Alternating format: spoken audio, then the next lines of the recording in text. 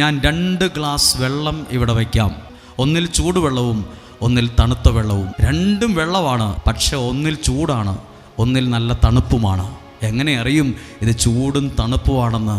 അതിൽ നമ്മൾ തൊട്ട് നോക്കുമ്പോൾ അറിയാം ചൂടുവെള്ളം ഏതാ തണുപ്പ് വെള്ളം ഏതാണെന്ന് അറിയാൻ പറ്റും. കാണുമ്പോൾ രണ്ടും ഒരുപോലെയാണ്.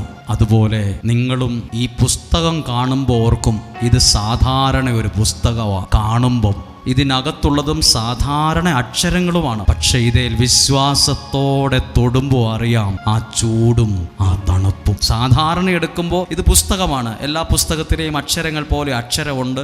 ഇതൊരു പുസ്തകത്തിന്റെ രൂപത്തിലായിരിക്കുന്നത്. ദൂരെ നിന്ന് നോക്കുമ്പം ചൂടുവെള്ളം ഏതാ തണുത്ത വെള്ളം ഏതാന്ന് അറിയത്തില്ല. പക്ഷെ തൊട്ട് നോക്കുമ്പോൾ അറിയാം ഇത് ചൂടാണ്, ഇത് തണുപ്പാണ് എന്ന് നമുക്കറിയാൻ പറ്റും.